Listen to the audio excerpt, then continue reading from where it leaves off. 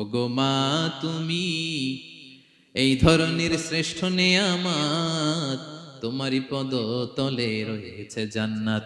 ওগো মা তুমি এই ধরনের শ্রেষ্ঠ নেয়ামত, তোমারই পদ তলে রয়েছে জান্নাত। ঠিক কিনা? দেখেন আল্লাহ মর্যাদা কোথায় বাড়ালো। আমাদের দুনিয়ার পুরুষ মানুষদের পায়ের নিচে থাকে জুতা, জুতার নিচে বালু, কার্পেট কিংবা ফ্লোর। আর আল্লাহ বলে দুনিয়ার এক একটা মায়ের পায়ের নিচে আমি জান্নাত দিয়ে রেখেছি। আসসালামু আলাইকুম ওয়া রাহমাতুল্লাহি তাআলা ওয়া বারাকাতুহু। ইন্নাল হামদালিল্লাহ নাহমাদুহু ওয়া নাস্তাঈনুহু ওয়া নাস্তাগফিরুহ ওয়া নু'মিনু বিহি ওয়া নাতাওয়াক্কালু আলাইহি ওয়া নাউযু বিল্লাহি মিন শুরুরি আনফুসিনা ومن سيئات أعمالنا من يهده الله فلا مضل له ومن يضلل فلا هادي له أي فلن تجد له وليا مرشدا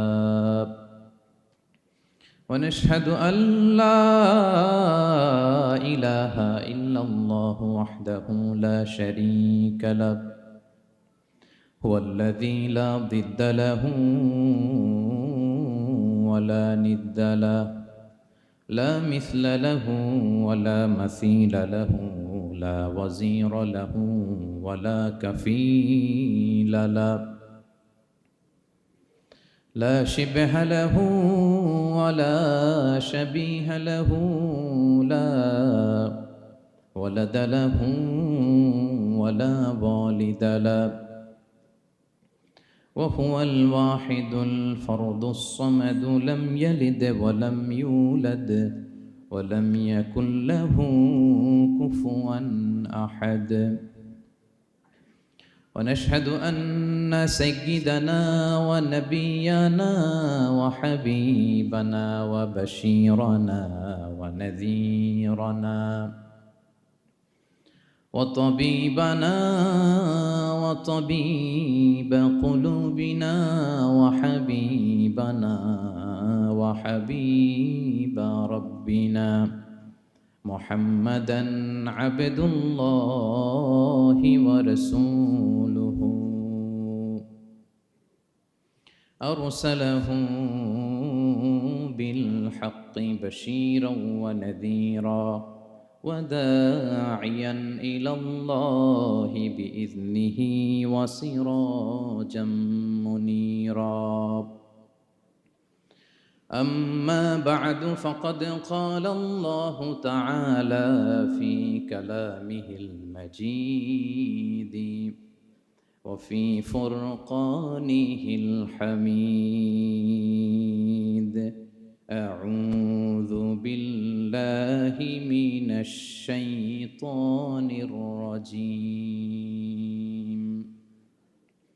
بسم الله الرحمن الرحيم ولقد آتينا لقمان الحكمة أن اشكر لله ومن يشكر فإنما يشكر لنفسه ومن كفر فإن الله غني حميد إن الله وملائكته يصلون على النبي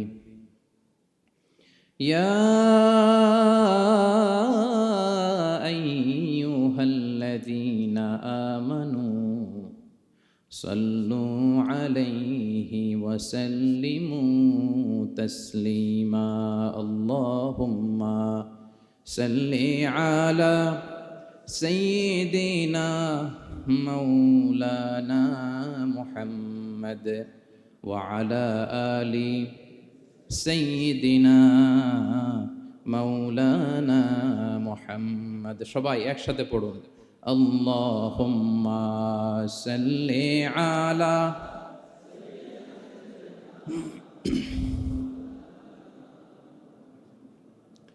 وعلى آل سيدنا مولانا محمد মুনামার কাদেরে দিলামার কাদেরে যেতে সোনার মদিনায়। পড়েন সবাই। মুনামার কাদেরে দিলামার কাদেরে যেতে সোনার মদিনায়। ওই মদিনার পথের ধুলি, ওই মদিনার পথের ধুলি জুড়াই মনো বেদনা। আল্লাহুম্মা সাল্লি আলা সাইয়্যিদিনা মাওলানা মুহাম্মদ ওয়া আলা আলি সাইয়্যিদিনা মাওলানা মুহাম্মদ। কত ব্যথা কত জ্বালা সয়েছ যে তুমি, তোমারি খুনে লাল তায়েফের ভূমি। ফেরেশতা এসে চায় ধ্বংসের হুকুম, লোহু মাখা মুহাম্মদ প্রাণেতে হাসরাত। হে আল্লাহ দয়া করো এ তায়েফবাসী, ওরা চিনেনি তো আমি যে মুহাম্মদ, হৃদয়ে মুহাম্মদ। আল্লাহুম্মা সাল্লি আলা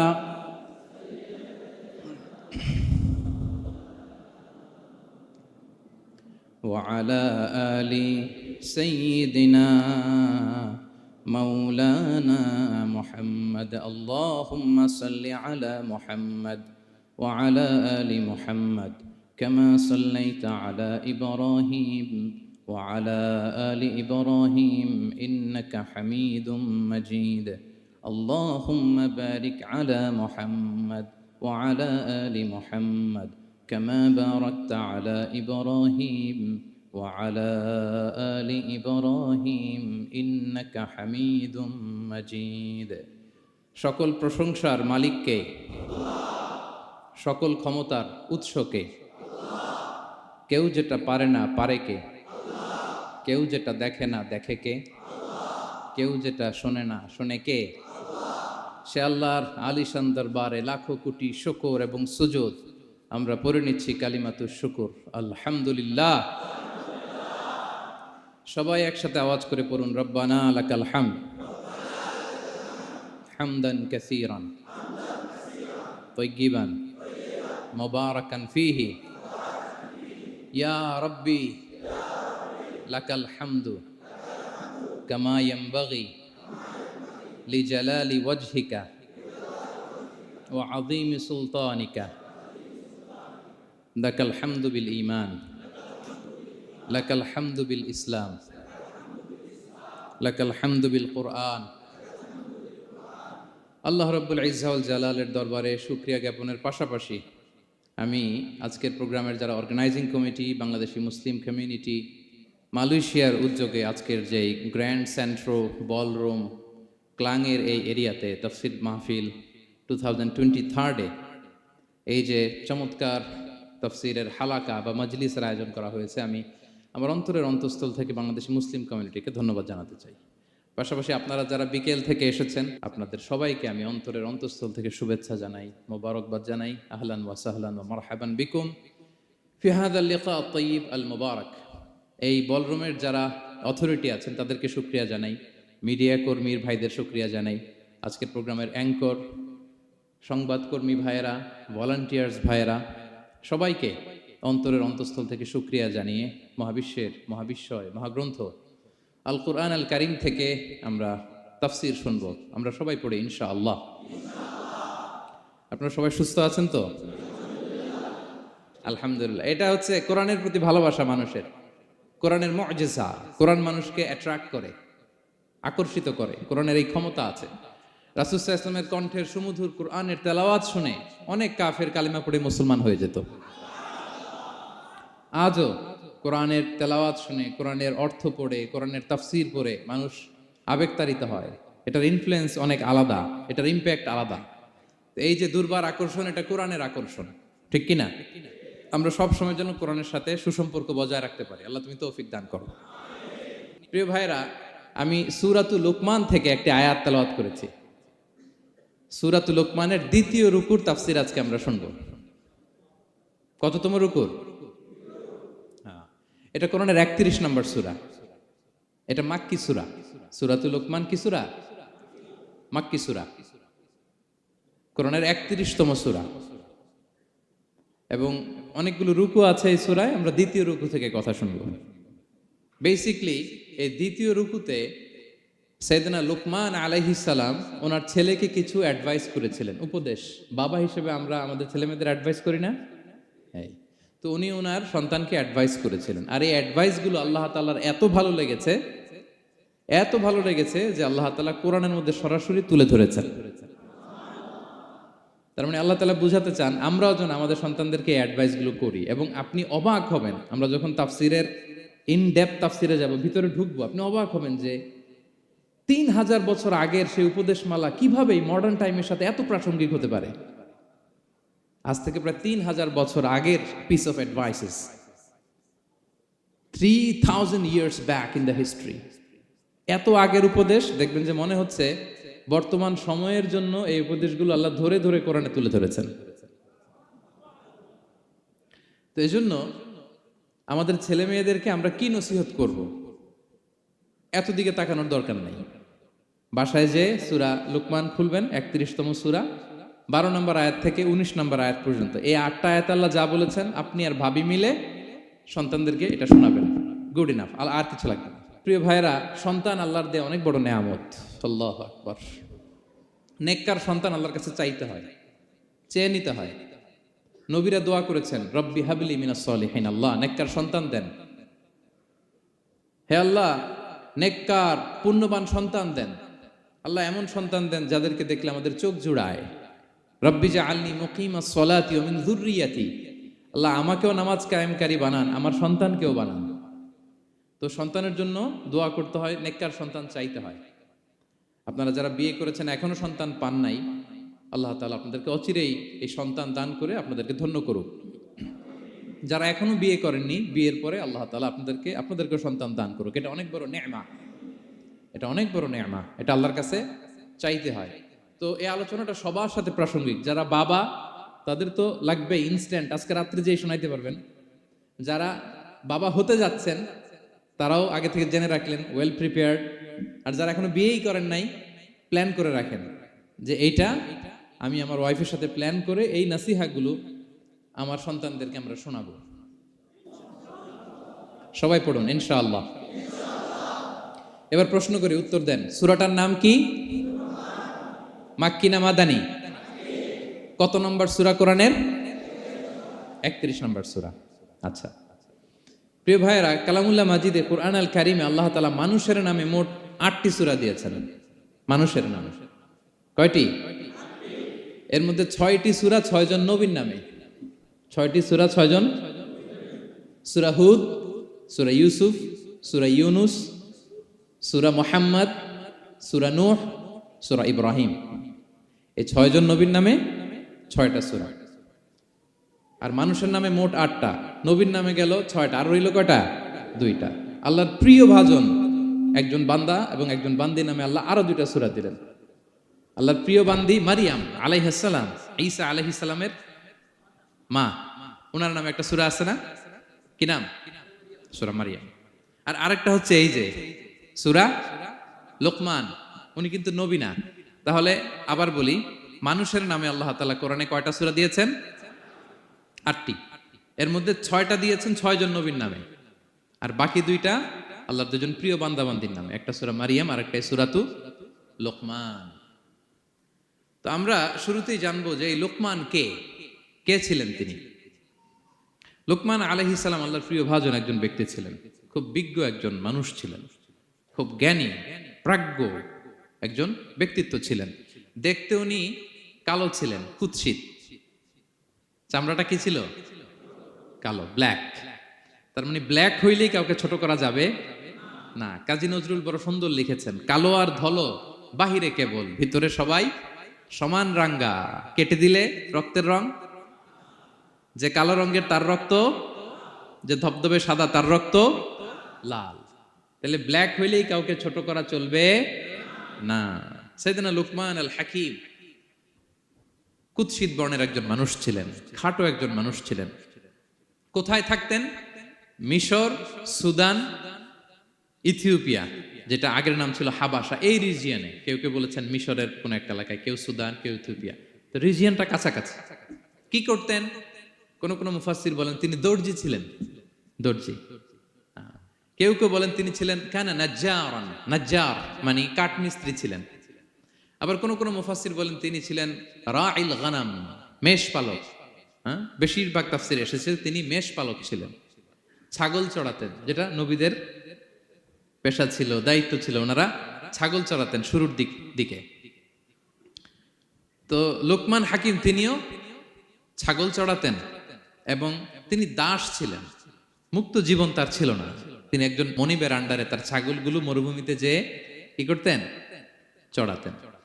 মজার ব্যাপার হচ্ছে, সারা দুপুর, সারা বিকেল, সারা দিন ছাগল চড়িয়ে আসার পরে লোকমান যখন বাসায় ফিরে আসতো, তখন এলাকার লোকজন সবাই লোকমানের কাছে জড়ো হতো, আর উনি তাদেরকে তার প্রজ্ঞা, তার বিজ্ঞচিত কথাগুলো শেয়ার করতেন, শোনাতেন, এগুলো বলতেন। তো এগুলো দেখে লোকমানের মালিক অবাক, কিরে আমার কাছে এলাকার কেউ আসে না, কিন্তু আমার দাস দেখতে কুৎসিত কালো, এই লোকমানের কাছে সবাই এসে ঘিরে থাকে, কি ওর কাছে কি পায়, কি আছে ওর কাছে? তো শ্রোতাদের কয়েকজনকে ডেকে বলল, ঘটনা কি? তোমরা সবাই লোকমান সন্ধ্যাবেলায় ফিরে আসলে তার পাশে জড়ো হও কেন, কি পাও? তো তারা বলল, আপনার দাস লোকমান, এটা সে সাধারণ কোনো মানুষ নয়, সে অসাধারণ মানুষ। সে এমন কথা বলে, এগুলো শুনলে জীবন পাল্টে যায়। সুবহানাল্লাহ বিহামদিহি। মালিক বলে, ঘটনা কি? আমি ওর মালিক, কই কোনোদিন তো এরকম ওর সাথে কোনো কনভারসেশনে যাই নাই, কথা হয় নাই, আমি তো শুনি নাই, দেখি আজকে চেক করে দেখি কি ওর এত বিজ্ঞতা, এত জ্ঞান, এত প্রাজ্ঞতা কিসের, দেখি। তো আজকে সন্ধ্যাবেলায় ফিরছে, উনি বলতেছে, ইয়া লোকমান ইযবাহ লানা শাতান, একটা ছাগল জবাই করো, ওয়া আখরিজ মিনহা আতিয়াবা মুদগাতাইন, এবার এই ছাগলের সবচেয়ে শ্রেষ্ঠ দুইটা অঙ্গ কেটে নিয়ে আসো, যাও। ফাআখরাজাল লিসান ওয়াল কলব, লোকমান যে ছাগল জবাই করে ছাগলের জিহ্বাটা আর কলব, হার্ট, এই দুইটা কেটে নিয়ে আসছে, বলতেছে এই দুইটা শ্রেষ্ঠ। বলছে আচ্ছা ঠিক আছে। মালিক আবার বলল, ওয়াযবাহ লানা শাতান উখরা ইয়া লোকমান, যাও আরেকটা জবাই করো, ওয়া আখরিজ মিনহা আখবাসা মুদগাতাইন, এবার সবচেয়ে নিকৃষ্ট দুইটা অঙ্গ ছাগলের কেটে নিয়ে আসো, যাও দেখি তো।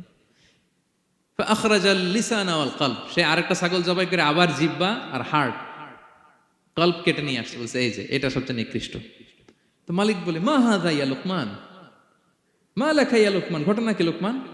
শ্রেষ্ঠ দুটো অঙ্গ কাটতে বললাম, জিহ্বার কলিজা হৃদয় কেটে নিয়ে আসলাম, বললাম সবচেয়ে নিকৃষ্ট দুটো অঙ্গ কাটো, আবার জিহ্বার এটা কেটে নিয়ে আসলাম।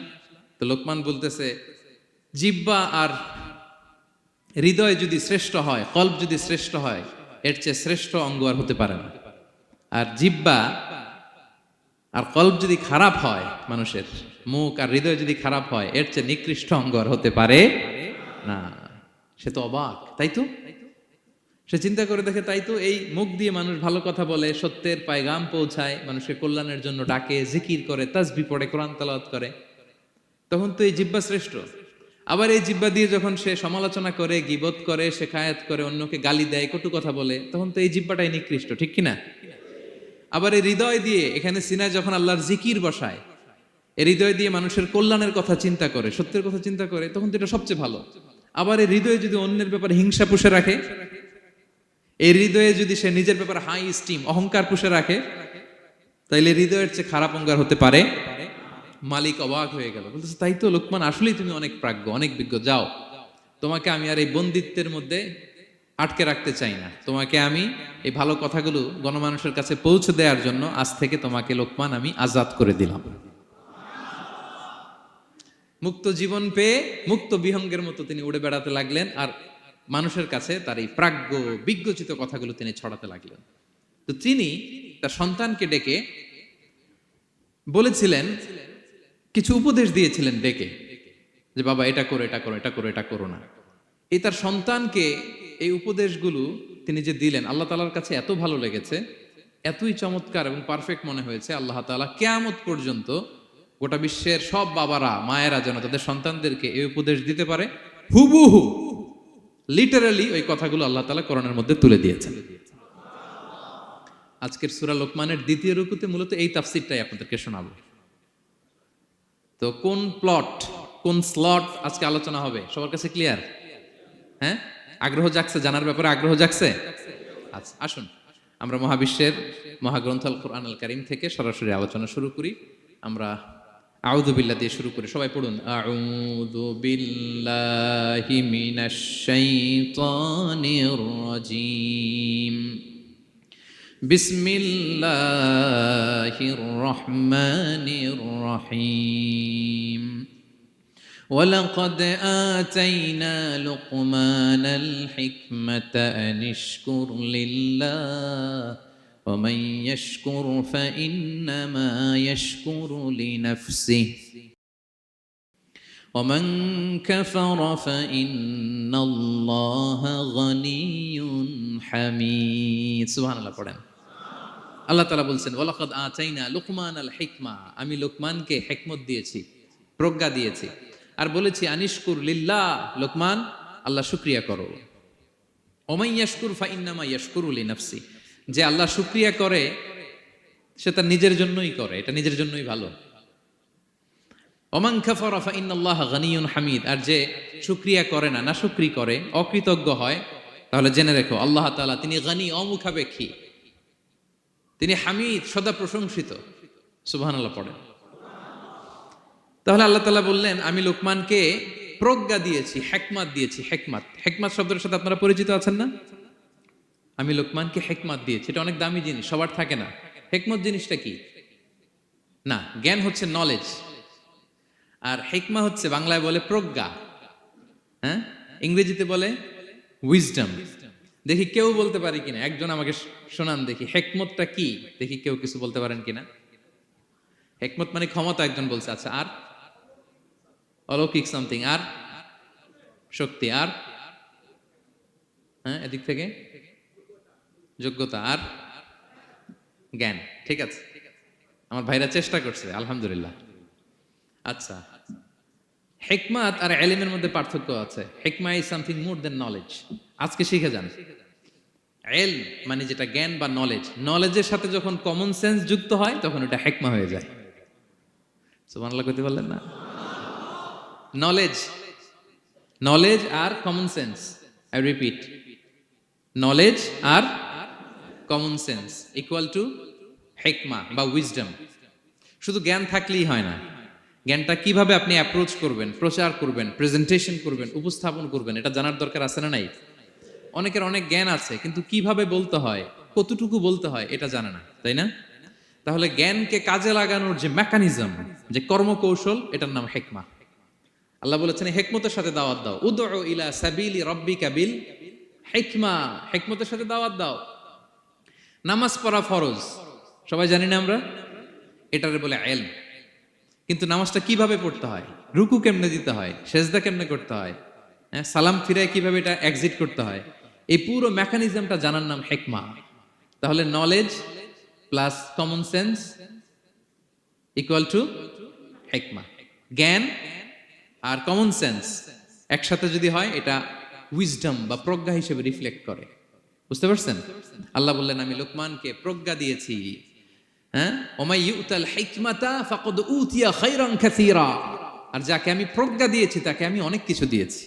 সুবহানাল্লাহ পড়েন। আল্লাহ তাআলা যেন আমাদেরকে প্রজ্ঞা দিয়ে ধন্য করে, আমরাও যেন হিকমতের অধিকারী হতে পারি। আল্লাহ তুমি তৌফিক দান করো।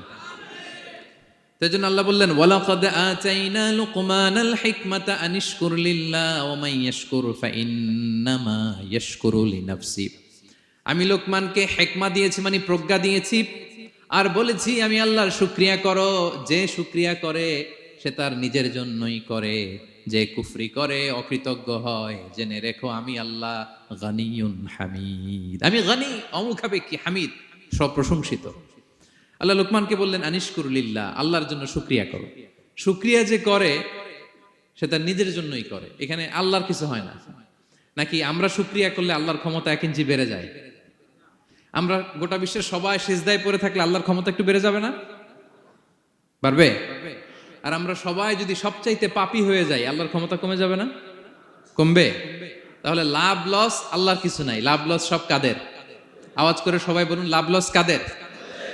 শুকরিয়া করলে আমাদের লাভ। লা ইন শাকারতুম লা আযীদান্নাকুম ওয়া লা ইন কাফারতুম ইন্না আযাবি লাশাদীদ।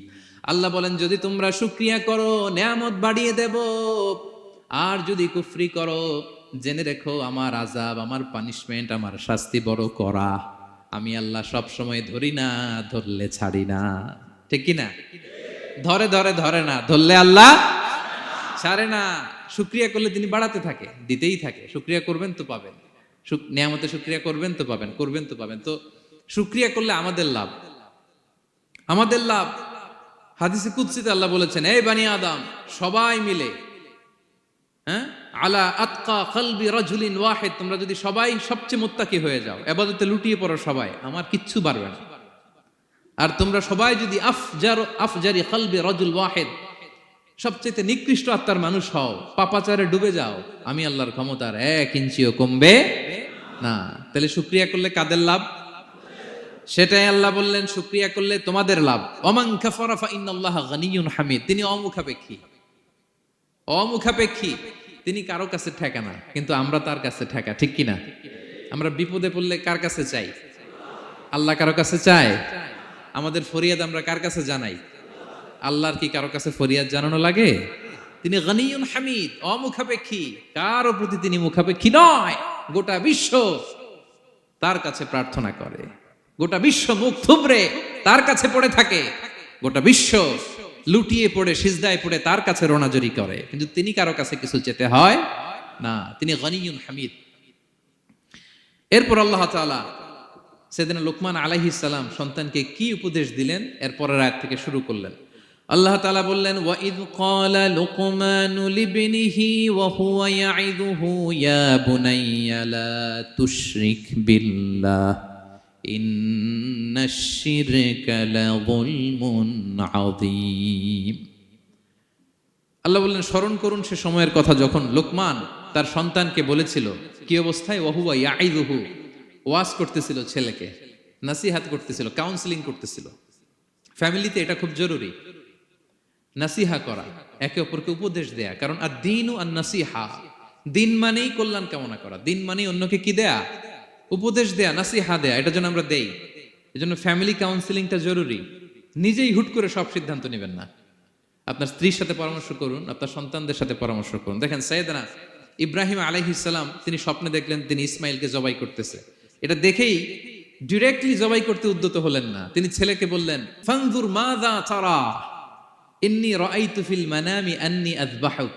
ইসমাঈল, আমি স্বপ্নে দেখেছি যে আমি তোমাকে কি করছি? জবাই করছি। ফানজুর মাযা তারা, what's your opinion about it, what do you think about ইট।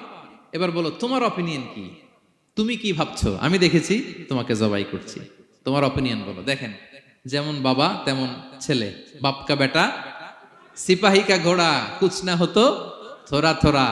সুবহানাল্লাহি বিহামদি। যেমন বাবা তেমন ছেলে। ছেলে বলে, ইয়া আবাতি ফাআল মা তুমার, বাবা আপনি যা দেখেছেন তাই করেন। সাতাজিদুনি ইনশাআল্লাহু মিনাস সাবিরিন, আপনি অচিরে আমাকে ধৈর্যশীলদের অন্তর্ভুক্ত পাবেন। আল্লাহু আকবার। বাবা আপনি ভয় পাবেন না, বিচলিত হবেন না, আমার কারণে আপনি আল্লাহর কাছে লজ্জিত হবেন না। আপনি যেমনটি দেখেছেন তেমনটি করুন, ভয় পাবেন না, অচিরেই আপনি আমাকে ধৈর্যশীলদের অন্তর্ভুক্ত পাবেন। যেমন বাবা তেমন ছেলে, ঠিক তেমন রেসপন্স, ঠিক তেমন উত্তর। সাথে সাথে বললেন, বাবা আপনি ভয় পাবেন না, করুন। তো দেখেন, আল্লাহর নবী ইব্রাহিম আলাইহিস সালাম স্বপ্নে যেটা দেখেছেন আল্লাহর পক্ষ থেকে এসেছে। চাইলেই তো ছুরি চালাতে পারতেন, চালিয়েছেন? কি করছেন? পরামর্শ করেছেন, কাউন্সেলিং করেছেন। ফ্যামিলি কাউন্সেলিংটা খুবই জরুরি। This is the first and foremost reminder tonight. আজকের তাফসীর থেকে প্রথম রিমাইন্ডার এটা, যে বাসায় আমরা কাউন্সেলিং করব, বড় কোনো সিদ্ধান্ত নিতে গেলে পরামর্শ করব, যেমনটি নবী আলাইহিস সালাম ওনারা করেছেন। ঠিক কিনা? তাহলে সাইয়েদনা লোকমান আলাইহিস সালাম ছেলেকে উপদেশ দিচ্ছেন, আর উপদেশের ভাষা হতে হবে কোমল। দেখেন এখানে আল্লাহ তাআলা যেটা ব্যবহার করেছেন, ইয়া বুনাই গিয়া, যারা আরবি জানেন, বুনাই গিয়া শব্দটা কিন্তু সাধারণ শব্দ না। হ্যাঁ, ইবনুন থেকে বুনাই, মানে খুব আদর করে ছোট্ট বাচ্চাকে আমরা যেটা ডাকি, ও আমার কলিজার টুকরা সন্তান, ও আমার সোনামণি, হ্যাঁ, ও আমার ছোট্টমণি, ও আমার বাজান, হ্যাঁ, ও আমার আব্বু। আর কি বলেন ছেলে মেয়েদেরকে আপনি? সায়া। কি এটার মানে কি? হ্যাঁ, ইংরেজিতে বললে ডার্লিং। আর ঠিক আছে, ডার্লিং কিন্তু সবাইরে বলা যায়, মানে যাকে আপনি লাভ করেন, ভালোবাসেন, আপনার ছেলেকে ডার্লিং বলতে পারেন, মেয়েকে বলতে পারেন, আপনার ওয়াইফকে বলতে পারেন, অন্য আবার অন্যান্য নারীদেরকে বলা যাবে না, স্ত্রী পর্যন্ত, হ্যাঁ, কাছের যারা এদেরকে। তো মালয়েশিয়ান ভাষা তো আমি জানি না, মালয়েশিয়াতে যেটা বলে ওইটা দিয়ে ডাকবেন, খুব সোহাগ দিয়ে, আদর দিয়ে। কারণ নাসিহাতের ভাষা খুব কোমল হতে হয়। যে নাসিহাত হৃদয় নিংড়ানো মমতা দিয়ে বেরোয়, ওই নাসিহাত অন্যের হৃদয়ে যে টাচ করে। কথা বুঝতে পেরেছেন? যেটা হৃদয় নিংড়ানো ভালোবাসা থেকে বেরোয় নাসিহাত, সেটা আপনার ছেলের হৃদয়ে যে টাচ করবে, ক্লিক করবে। আর যদি রেগে মেগে আগুন হয়ে ওরে ধরেন, নামাজ পড়লি না কেন, এটা করলি কেন, এমনটা হইলো কেন, ও শুনবে? শুনবে না, বিগড়ে যাবে। দেখেন সাইয়েদনা মূসা আলাইহিস সালাম এবং সাইয়েদনা হারুন আলাইহিস সালাম দুজন মিলে যখন ফেরাউনকে দাওয়াত দিতে যাবেন, আল্লাহ বললেন, মূসা তোমার মেজাজ কিন্তু গরম, এই গরম মেজাজ নিয়ে ফেরাউনের দাওয়াত দিলে হবে না। রব্বুল আলামিন বললেন, মূসা তোমার মেজাজ বড্ড গরম, কিন্তু তোমার জিহ্বাটা দিয়েছি আমি নরম। এই নরম জিহ্বা দিয়ে ফেরাউনের দরবারে যে যখন দাঁড়াবা, ফাকুলা লাহু কাওলান লাইয়িনান লাআল্লাহু ইয়াতাযাক্কারু আও ইয়াখশা। সুবহানাল্লাহ পড়েন। ফাকুলা লাহু কাওলান লাইয়িনা, সফট ল্যাঙ্গুয়েজ ইউজ করবা, কোমল ভাষায় দাওয়াত দিবা, নরম ভাষায় সফট করে, কোমল করে, ভদ্র করে ফেরাউনের কাছে প্রেজেন্টেশন দিবা। হতে পারে তোমার এই সুন্দর প্রেজেন্টেশনের কারণে ফেরাউন দাওয়াত কবুল করে নিতে পারে। দেখেন আমাদের যে অ্যাপ্রোচে ভুল অনেক দায়ীদের। ফেরাউনের মতো কুখ্যাত সন্ত্রাসী এই পৃথিবী আর দেখবে? কথা বলেন না কেন? ফেরাউনের চাইতে বড় গডফাদার, ফেরাউনের চাইতে বড় সন্ত্রাস ডাকাত এই পৃথিবীতে আর দ্বিতীয়টা কেউ এসেছে? তো এই ফেরাউনকে দাওয়াত দেওয়ার জন্য আল্লাহ মুসাকে বললেন, মুসা সফটলি বইল, কোমল ভাষায় বইল, একটু মোলায়েম সুরে বইল, যাতে ওর হৃদয়ে টাচ করে। আর আমরা যাদেরকে খারাপ মনে করি, যাদেরকে আমরা পাপী মনে করি, তারা কি ফেরাউনের চেয়েও খারাপ? হ্যাঁ, তো তাদের কাছে আমরা যখন বার্তা পৌঁছাই, আমরা তো অ্যাগ্রেসিভ হই কেন, আমরা তো অ্যাটাকিং হই কেন, আমরা হিট করে করে কথা বলি কেন? না, দিস ইজ নট দ্য দাওয়া অ্যাপ্রোচ। এইভাবে দাওয়াত দিলে সেই দাওয়াত কোনো ফল বয়ে আনবে না। তো দেখেন আল্লাহ বললেন, ওয়াইদ ক্বালা লুকমানু লিবনিহি ওয়া হুয়া ইয়াইদু, স্মরণ করুন সে সময়ের কথা যখন লোকমান তার ছেলেকে বলেছিল, ওয়াজ করে, উপদেশ দিয়ে, নাসিহা করে, ইয়া বুনাইয়া, ও আমার কলিজার টুকরা সন্তান, ও আমার সোনামণি। যত কোমল ভাষায় আপনার ছেলেকে ডাকতে পারেন, এরকম আদর দিয়ে, সোহাগ দিয়ে, হ্যাঁ, মায়া মমতা মাখা মোলায়েম কণ্ঠে ওকে ডাকবেন। ডেকে কি উপদেশ দিলেন দেখেন। সাইয়েদনা লোকমান প্রথম উপদেশ দিলেন, ইয়া বুনাইয়া, আমার সন্তান, লা তুশরিক বিল্লাহ, ও আমার কলিজার টুকরা বাবা, আল্লাহর সাথে তুমি শিরক করো না। প্রথম উপদেশ, খবরদার আমার কলিজার টুকরা সন্তান, আল্লাহর সাথে শরীক করতে যেও না, আল্লাহর সমকক্ষ কাউকে মনে করো না। আল্লাহকে যেমনি বড় মনে করো, আল্লাহকে যেমনি রিজিক দাতা মনে করো, আল্লাহকে যেমনি পালন কর্তা মনে করো, গোটা বিশ্বের কোন সৃষ্টিকে এমন মনে করো না। লা তুশরিক বিল্লাহ, শিরক করো না। প্রথম অ্যাডভাইস দেখেন, প্রথম অ্যাডভাইসটা অনেক গুরুত্বপূর্ণ। সবচেয়ে জরুরিটা আগে বলতে হয়। কি বলেন?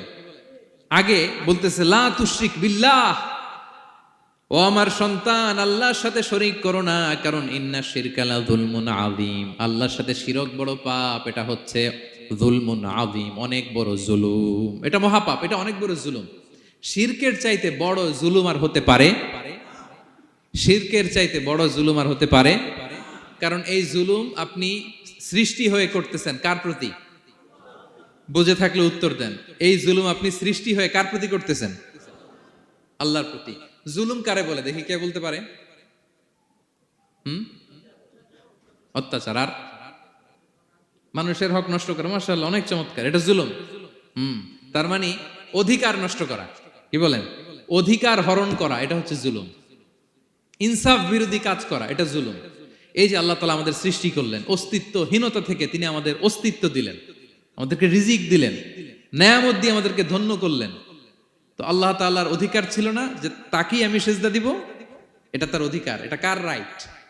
আমরা হিউম্যান রাইটস নিয়ে কথা বলি, অ্যানিমাল রাইটস নিয়ে কথা বলি, উইমেন রাইটস নিয়ে কথা বলি। ইবাদতের অধিকারী তিনি, এটা তার অধিকার। তার জন্য আমরা সিজদায় লুটিয়ে পড়বো। তো এই সিজদা আপনি ওদিকে না দিয়ে যদি মাজারে দেন, আল্লাহর অধিকার নষ্ট করছেন না? কথা বলেন, এটা ইনসাফ হইছে? যিনি রিজিক দিল, যিনি সৃষ্টি করলো, যিনি নিয়ামত দিল, তার ইবাদত না করে আপনার মতো আরেকটা সৃষ্টির সামনে আপনি এরকম নমস্ত নমস্ত গান, এটা তার অধিকার হরণ হয়েছে না? এটা ইনসাফ বিরোধী হয়েছে না? এজন্য আল্লাহ বলেছেন ইন্না শিরকালা যুলমুন আযীম। শিরকে সবচেয়ে বড় জুলুম বলার কারণ কি? কারণ আপনি সৃষ্টি হয়ে স্রষ্টার উপর জুলুম করেছেন। এর চেয়ে বড় জুলুম আর হতে পারে? এজন্য সাইয়েদনা লুকমান আলাইহিস সালাম বললেন, ইয়া বুনাইয়া লা তুশরিক বিল্লাহ, ও আমার কলিজার টুকরা সন্তান, খবরদার খবরদার, কশিন কালেও আল্লাহর সাথে শিরক করবে না। কারণ শিরক হলো সবচাইতে বড় জুলুম, সবচেয়ে বড় পাপ, সব পাপের বাপ। এর নাম হচ্ছে শিরক। এর চেয়ে বড় পাপ হতে পারে? পাপের জগতে যদি র্যাঙ্কিং করেন, নাম্বার 1 সবাই সবাই নাম্বার 1। আল্লাহ সব মাফ করে দেয়, সব গুনাহ তিনি ক্ষমা করে দেয়, সব পাপকে তিনি চাইলেই মোচন করে দিতে পারেন, শুধুমাত্র কেবলমাত্র শিরকের গুনাহ ছাড়া। ঠিক কিনা? ইন্নাল্লাহা লা ইয়াগফিরু আন ইউশরাকা বিহি ওয়া ইয়াগফিরু মা দুনা যালিকা লিমান ইয়াশা। আল্লাহ তাআলা চাইলে সব গুনাহ তোমার ক্ষমা করে দিতে পারেন, কেবলমাত্র শিরকের গুনাহ ছাড়া। এটা ক্ষমা করে না, কারণ এইটা আল্লাহকে অপমান করার শামিল। ঠিক কিনা? আল্লাহর উদাহরণ বাদ দেই, আপনার বস যে আপনাকে খুব ভালোবাসে, যে আপনাকে স্যালারির বাইরেও আরো অনেক কন্ট্রিবিউশন করে, টাকা দেয়, আদর করে, এই সুবিধা দেয়, ওই সুবিধা দেয়, আপনি উনারে শ্রদ্ধা না দেখাইয়া এই শ্রদ্ধা আপনি অন্যদের দেখান, কিন্তু উনারে শ্রদ্ধা করেন না, উনি এটা মেনে নিবে? কথা বলেন।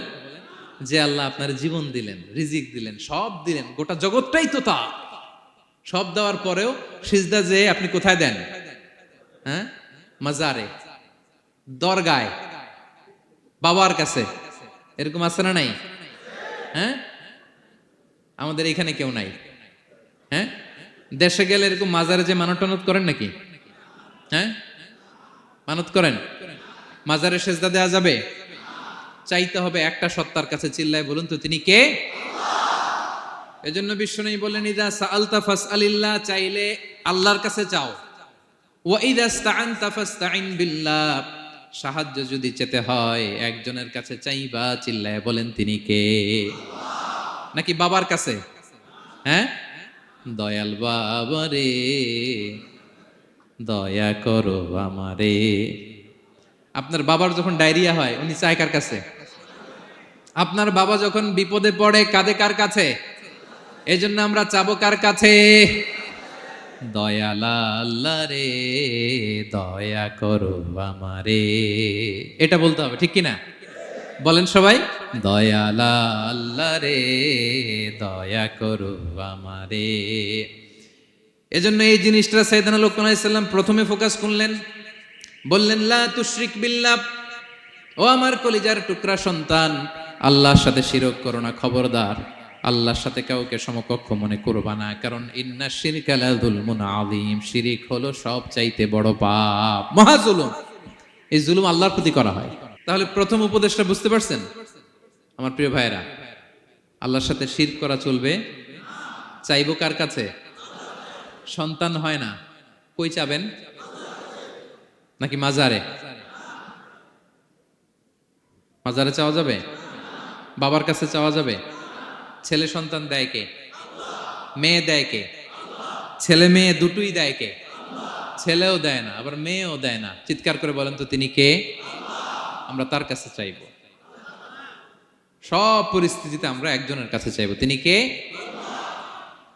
আবার রব্বুল আলামিন বিশ্বনবীকে জানিয়ে দিলেন, ও নবী শোনো শোনো, তোমার আগে সব নবীকে আমি জানিয়ে দিয়েছি, লা ইন আশরাকতা লা ইয়াহবাতান্না আমালুকা ওয়া লা তাকুনান্না মিনাল খাসিরিন।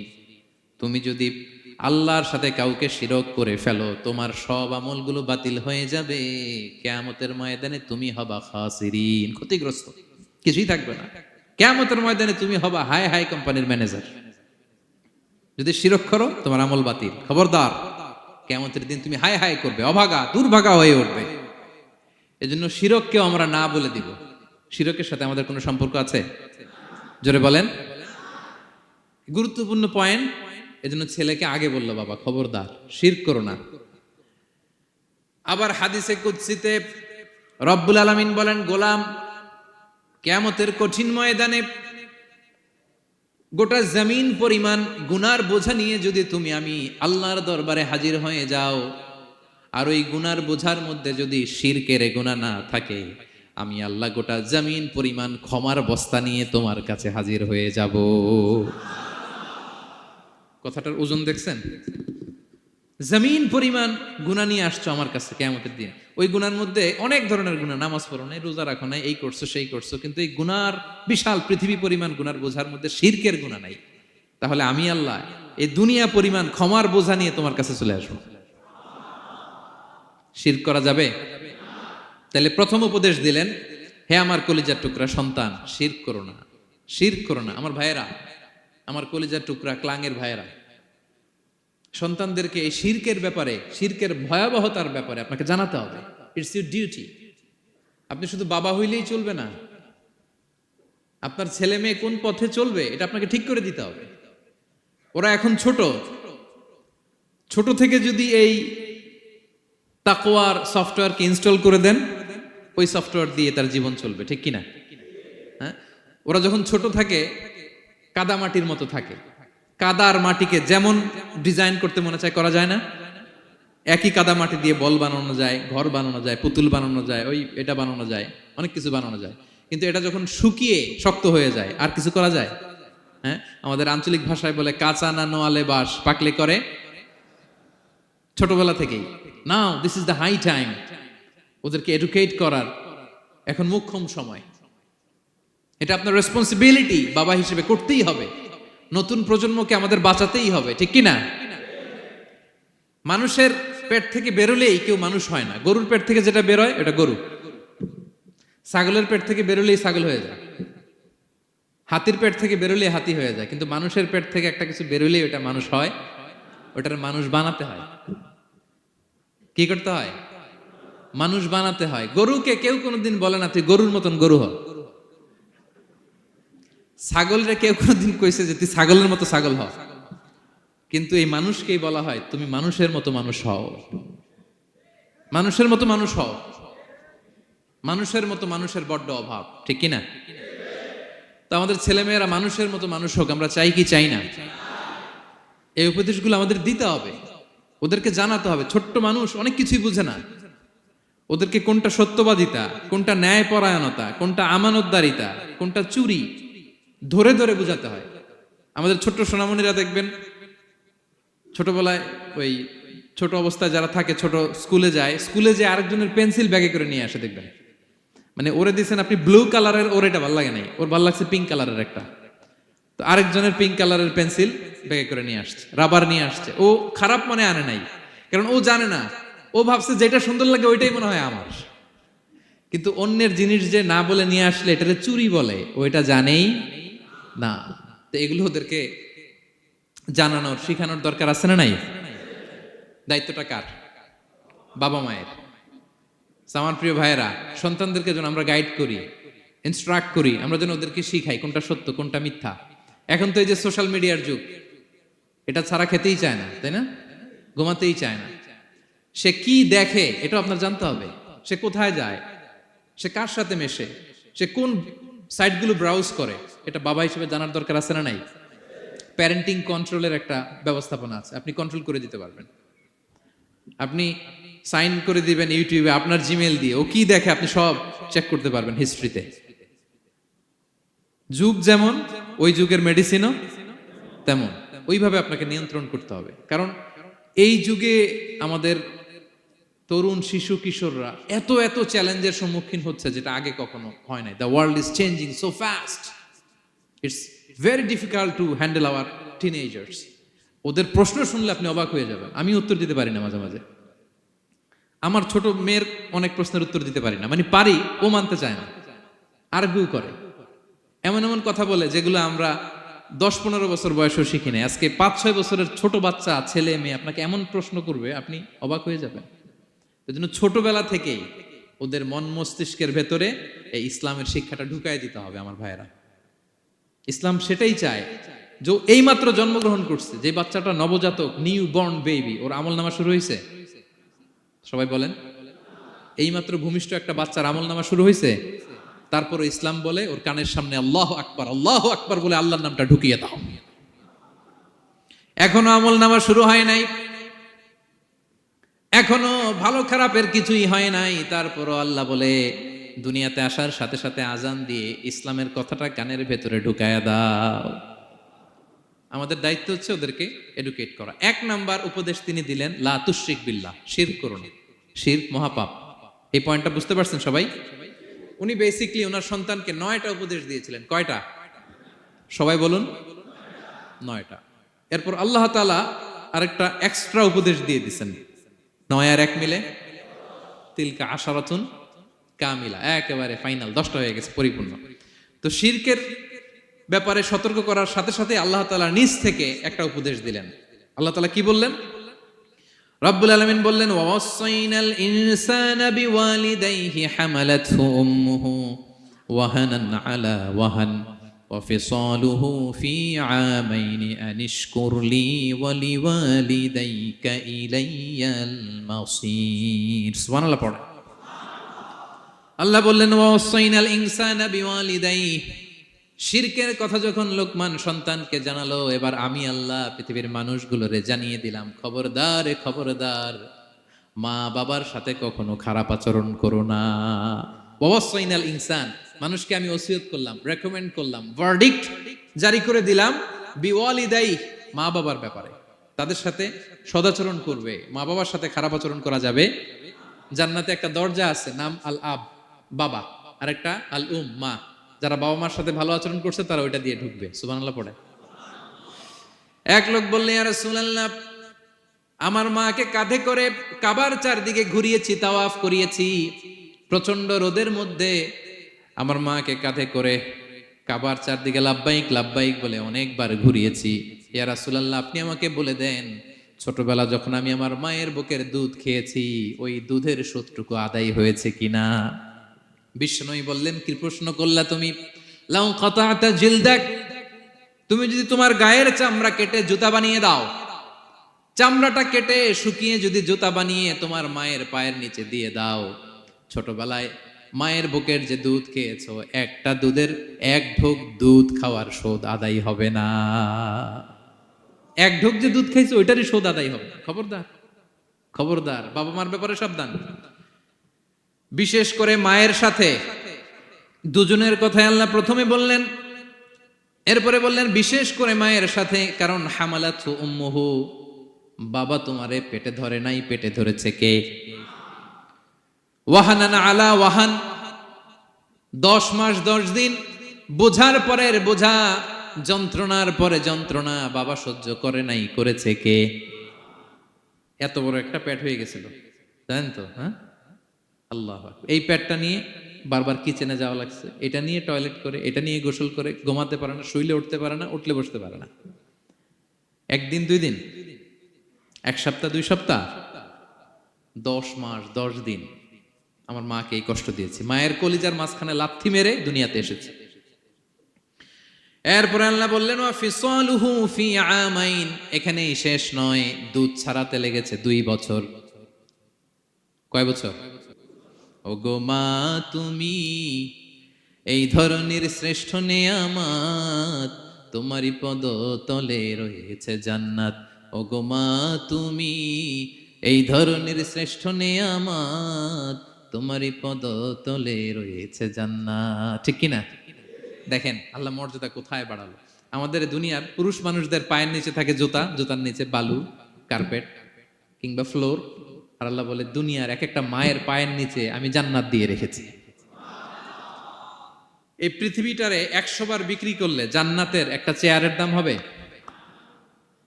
বুঝে শুনে উত্তর দিবেন। এই পৃথিবীটাকে, পৃথিবীর যে সম্পদ, এটা এস্টিমেশন করে, হ্যাঁ, 1000 বার বিক্রি করলে যে দামটা হবে, ওই দাম দিয়ে জান্নাতের একটা চেয়ারের দাম হবে?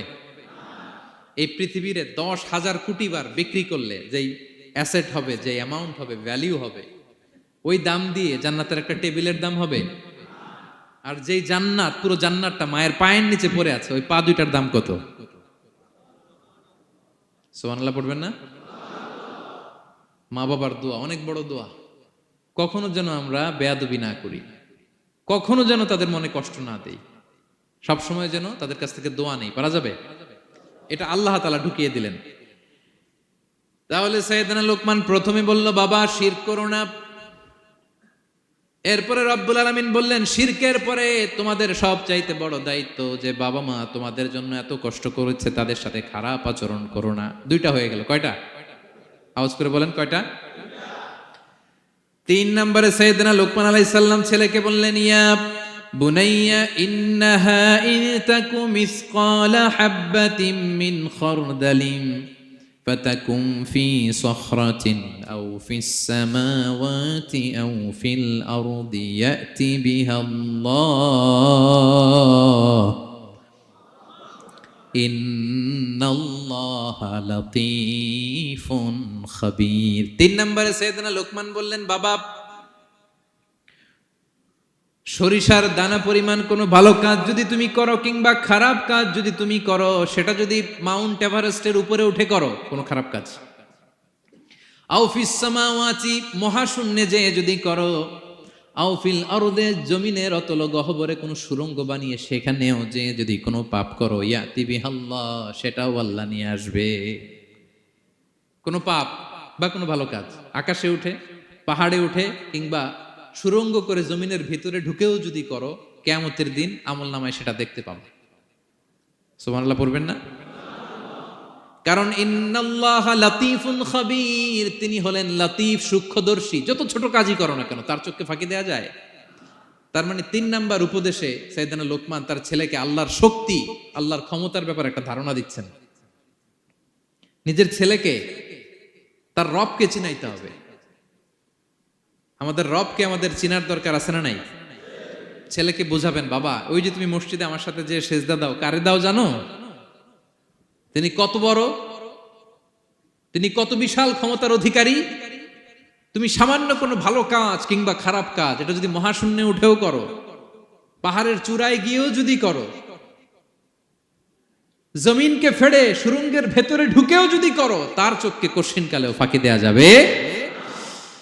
তার মানে 3 নম্বরে আল্লাহর ধারণার ব্যাপারে, শক্তির ব্যাপারে, ক্ষমতার ব্যাপারে, আল্লাহ তাআলার অথরিটির ব্যাপারে, ক্যাপাসিটির ব্যাপারে একটা স্বচ্ছ ধারণা দিয়ে দিল। তুমি জানো নাকি কোন রবের ইবাদত তুমি করো?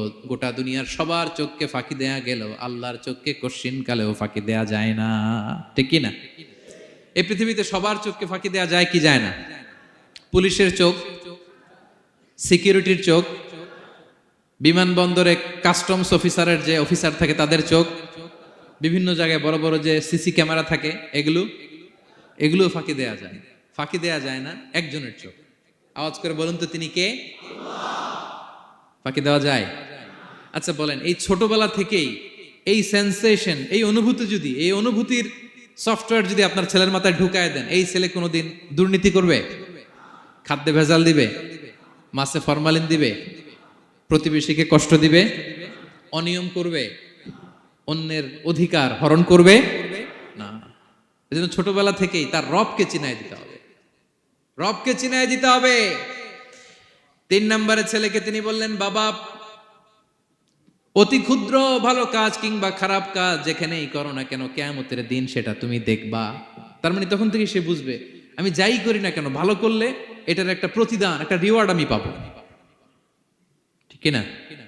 আর খারাপ যদি করি, এটার শাস্তি আমাকে ভোগ করতেই হবে।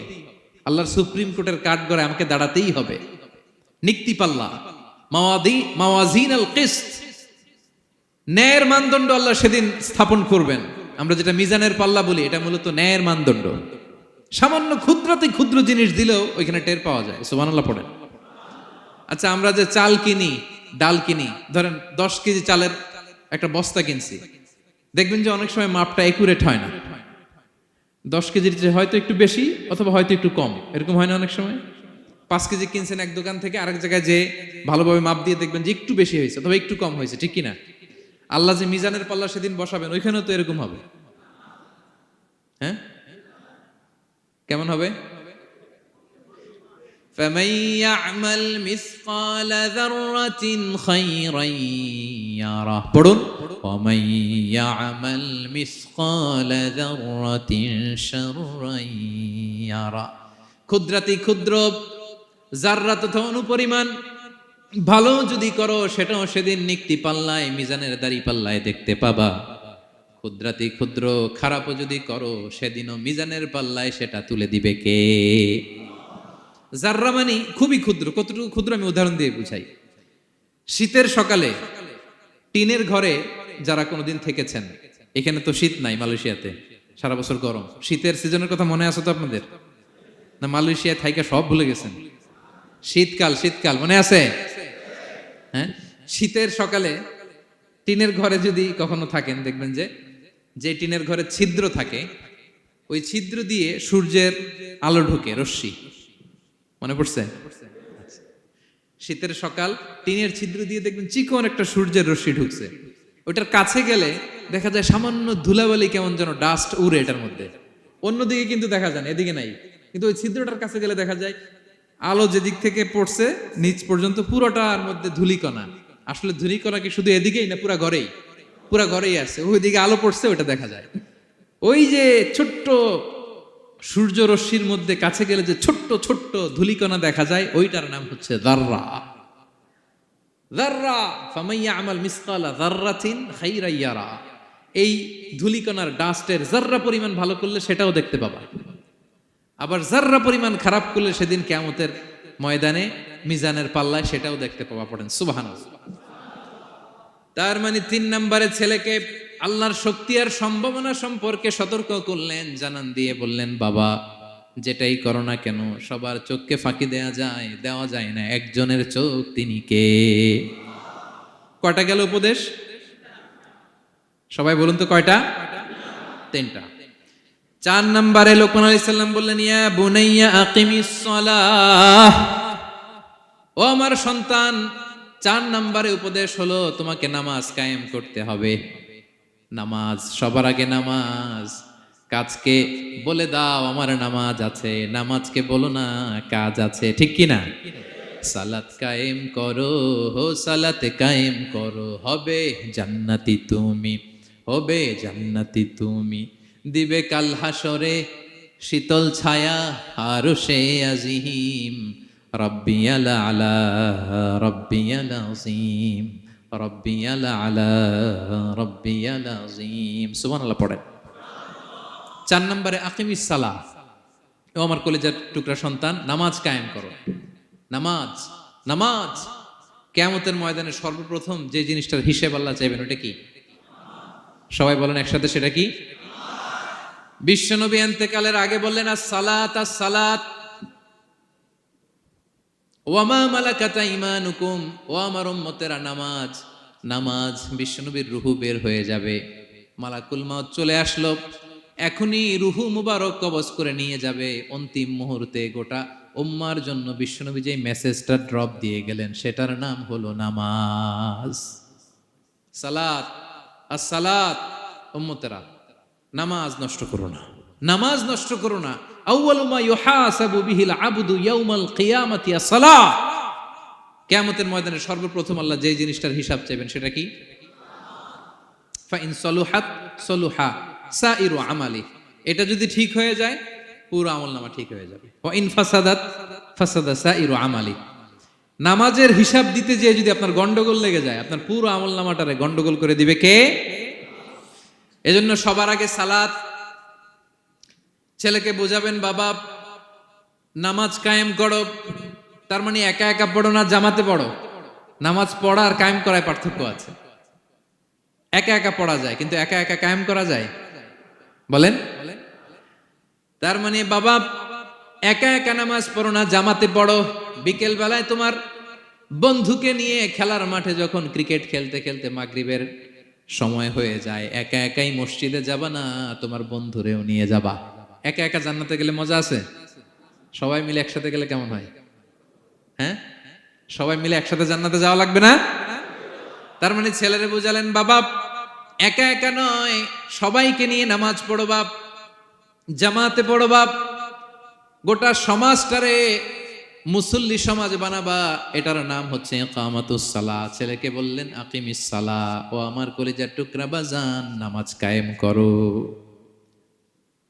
বিষ্ণু ঈসা ইসলাম বললেন মুরু সুবিয়ানাকুম বিসসালাতি ওয়া হুম আবনাউ সাবউ সিনিন, তোমাদের ছেলে মেয়েদের বয়স যখন 7 হয় তখন থেকে নামাজের আদেশ করো। ওয়াদরিবুহুম আলাইহা, আর তাদেরকে শাসন করো। ওয়াদরিবুর অনেক অর্থ হতে পারে, শাসন করো, একটু রূঢ় আচরণ করো, প্রয়োজনে মৃদু প্রহার করো। যখন তাদের বয়স হয়ে যায় 10, বয়স হয়ে যায় 10 কিংবা তার উপরে, আমাদের ছেলে মেয়ে আছে বয়স, দেখি কয়জন আছে দিকে 10 বছরের। হ্যাঁ দেখছেন, কঠোর হইতে হবে আপনাদের যদি নামাজ না পড়ে। হাত নামান। 7 পর্যন্ত নিয়ে যাবেন সাথে করে। বয়স যখন 7 হয়, বারবার যখন সালাতের কথা বলবেন, সাথে করে নিয়ে দাঁড়াবেন। জুমার দিন মসজিদে নিয়ে যাবেন, মাঝে মাঝে নামাজে নিয়ে যাবেন। 7, 8, 9 এই 3 বছরের ট্রেনিং এ 10 বছর তো এমনি পাক্কা নামাজে হয়ে যাবে, ঠিক কিনা? নাকি বলবেন হুজুর আমি তো পড়ি না, আমারই তো খবর নাই। হ্যাঁ, ছেলেরা যে বলবো বাবা নামাজ কায়েম কর, এর আগে কিন্তু নিজের মুসল্লি হইতে হবে। এটা বুঝতে পারতেছেন তো? হ্যাঁ, ছেলেকে বলতে হইলে আগে নিজের মুসল্লি হইতে হবে। নামাজের ব্যাপারে নো কনসিডারেশন, কোনো ছাড় নাই। সালাত আপনাকে পড়তেই হবে যে কোনো পরিস্থিতিতে। এজন্য 7 বছর বয়স থেকে বিশ্বনবী ওয়ার্নিং দিতে বলেছেন। 10 বছর বয়স হলে প্রয়োজনে রূঢ় আচরণ করো, শাসন করো, প্রয়োজনে মৃদু প্রহার করো। খবরদার, খবরদার। একসাথে মাঝে মাঝে নিজেরাও ঘরে পড়বেন। মসজিদে তো যাবেনই, বাইরে বৃষ্টি, যেতে পারছেন না, নিজেই ইমাম হয়ে দাঁড়ায় যান। আপনার ছেলে 2 জন আপনার পিছনে দাঁড়াবে, আপনার স্ত্রী আর মেয়েরা তার পরের কাতারে দাঁড়াবে। হ্যাঁ, নারী পুরুষ একই কাতারে দাঁড়াতে পারে না। অথবা আপনার ছেলেটার ইমাম বানায় দেন, ও নামাজ পড়াইতেছে, আপনারা পড়তেছেন, ভালো লাগবে না? A family that prays together stays together, ইংরেজিতে একটা কথা বলে, a family that prays together stays together. যে ফ্যামিলি একসাথে নামাজ পড়ে, এই ফ্যামিলি একসাথে টিকে থাকে শান্তিতে অনেক দিন, ঠিক কিনা? এজন্য ঘরে মাঝে মাঝে জামাতে নামাজ পড়বেন, ঘরটারে বরকত দিয়ে পূর্ণ করে দিবে কে? এজন্য সাইয়েদনা লোকমান বললেন আকিমিস সালাহ, আমার কলিজার টুকরা সন্তান নামাজ, নামাজ নষ্ট করো না, নামাজ নষ্ট করো না। অনেক ফ্যামিলি আছে, অনেক ফ্যামিলি নিজেও নামাজি, ছেলে মেয়েদেরকেও নামাজের কথা বলে, পড়ায়। জোহর পড়তে দেয়, আসর পড়তে দেয়, মাগরিব পড়তে দেয়, এশা পড়তে দেয়, ফজর পড়তে দেয় না। ফজর নিয়ে টেনশন নাই, কেন? বলতেছে ঘুমায় হুজুর। কি করে? আমার কলিজার টুকরা সন্তান ঘুমায় হুজুর, কাঁচা ঘুম কেমনে ভাঙাই? আচ্ছা, ফজরের সময় যদি আপনাদের কন্ডোমিনিয়ামে আগুন লাগে কি করবেন? ফজরের সময় লাগছে আগুন, আর একটু ঘুমাক, কাঁচা ঘুম। হ্যাঁ, বলবেন বলবেন, কথা বুঝে নাই বোধহয়। যে বাবা মারা মনে করে সকালে কিভাবে ডাকি, উঠতে চায় না হুজুর, কাঁচা ঘুম, কষ্ট হয়ে যায়। ফজরের সময় যদি আগুন লেগে যায় আপনার ঘরে, কি করবেন? আরেকটু ঘুমাক, কাঁচা ঘুম। দুনিয়ার আগুন থেকে নিজের সন্তানকে বাঁচানোর জন্য যেমনি ডেকে উঠান, দুনিয়ার আগুন থেকে রক্ষা করার জন্য যেমনি ডাকেন, উঠায় নিয়ে আসেন, জাহান্নামের কঠিন আগুন থেকে বাঁচানোর জন্য ফজরের সময়ও ডাকার দরকার আছে না নাই? দুনিয়ার আগুনের চেয়ে কমপক্ষে 70 গুণ বেশি তেজওয়ালা। হ্যাঁ, বিষ্ণু বলেন নারুকুম তুকিদুন, যে আগুন দিয়ে কিচেনে রান্না করো, জাহান্নামের আগুন কিন্তু এই আগুন নয়। জাহান্নামের আগুন দুনিয়ার আগুনের চাইতে কমপক্ষে 70 গুণ বেশি তেজওয়ালা। তাহলে ফজরের সময় ডাকবেন তো ছেলে মেয়েকে? হ্যাঁ, নিজেও পড়বেন, ছেলে মেয়েদেরকেও ডাকবেন। আকিমিস সালাহ। 4 নম্বরে বললেন বাবা নামাজ কায়েম করো, নামাজ ছেড়ে দিও না। 5 নম্বরে বললেন ওয়া'মুর বিল মা'রুফ, ভালো কাজের আদেশ করো। 6 নম্বরে বললেন ওয়ানহা আনিল মুনকার, খারাপ কাজ থেকে নিষেধ করো। দেখেন কি বাবা ছিল সাইয়েদনা লোকমান। ছেলেরা বললেন, নামাজ পড়ার পরে বললেন ওয়া'মুর বিল মা'রুফ, ভালো কাজের আদেশ করবা, ভালো কাজের আদেশ করো। ওয়ানহা আনিল মুনকার, মন্দ কাজ থেকে নিষেধ করো। আমরা অনেকে নিজেরাই ভালো করি, নিজেরাই ভালো কাজ করি, অন্যদেরকে বলি না, এরকম আছে না নাই?